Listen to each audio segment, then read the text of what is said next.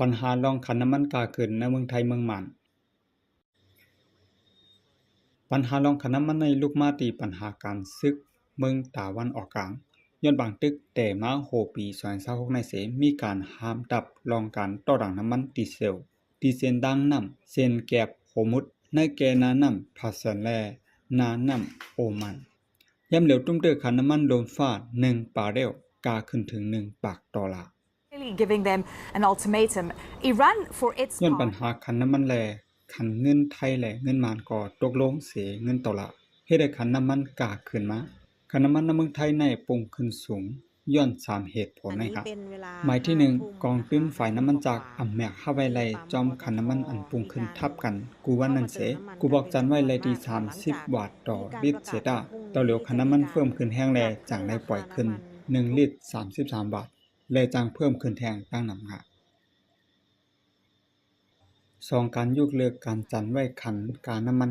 กูบอกลงมองจึงย้อนขันน้ำมันขึ้นเสกูตุ้มเตอต่อ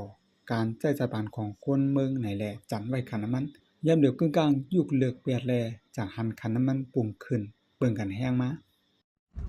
หมาย3เป็นฟิงยามก้นอันโกน้ำมันหมดแลจากวันกันหิมซื้อน้ำมันเสกูบอก1วันในน้ำมันได้คำเดียวว่า67 ค ล้าน อไม่ไหวแล้ว ก็เร็วย้อนอ่อนคิมกันซื้อแลน้ำมันออกอยู่ดี80 ล้านลิตรบางปีที่ได้ค่าส่งน้ำมันอ่ำขึ้นตันแลแทงแห้งที่ได้ขันน้ำมันกาขึ้นย้อนสั่งเมืองมันตุ้มเตอแห้งเสเมืองไทยหลายปุ่นหมาย1ปัญหาปางตึกแลเส้นตาสายตั้งอยากเผิดตีลำลองอองตีนาลินล้ำขันน้ำมันปุ่งขึ้นสูงเสหมั่งตีนะครับ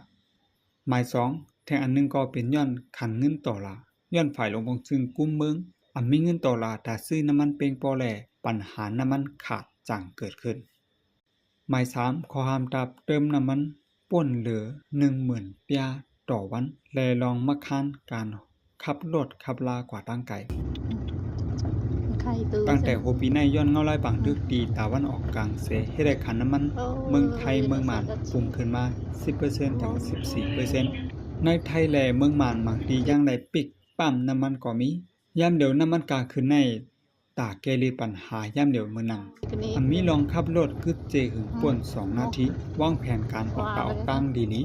และลดลงการใช้จ่ายในหุมหอเพิ่นซื่อไหนนะครับไข่2 บาทนี่มันฉี่ตะลึง